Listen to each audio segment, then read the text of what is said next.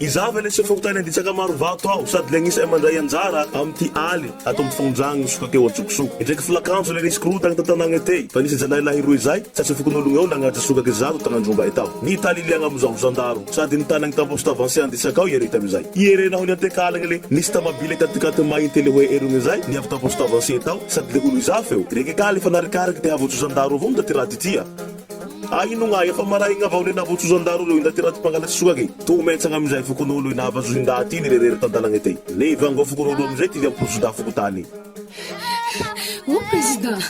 fa misy ino fanjara anivoso tsy mbo tsimbiagna avao anio indaty nangalatsy sokakey tovata avao le angosao ania ayakara ngahy lehibe tsy netohita amy tribunaly fa le afaky maika avao tsy sola ty tsy bolataka fa le tsy maintsy mandraindraiky sy tika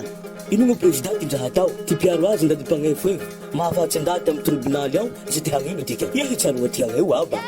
tanantika toidezy hary antika hodigony ndaty raha ty vao le havazoegna avao le fampitilisy avao fa tsy handray andraiky tsy tsy mampitogny firy le tsy sokaky sasy tamarava toetoa zafaky ilirandoza amizao ny eo itika mbany vohitsy atoy toy le raha magneky avao ze raha atao ireo le fazoronionao fivelomagneo avao ro atao rangaha eo adono agny ireo hanao ze tia ireo atao sia zay no iliny toko irahina tika hanoetsy kolikoly io le ampolikondraiky fa le hadotikagna avao ty firenegna toy hatao ndaty raha tio izao andao amiro sy tratation vazavao tika alefa tika midredy amy vombe agny ary tsy maintsy miakatry tribunaly ndaty le take tika zay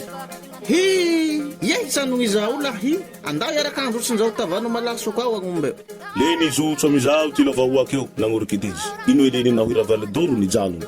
marigny samy tsy uzafa andao soratiny ze taratasy zay ndre ino ty tohy agny mafana anao tediditika tika to ile ye zero valdo usuratiko nikizao avao zy taratasy zay le songa manao someto aby tika ampindesiko vorizaza mivombe avao maray le vazoetika agneo aby zy hovaly lahatany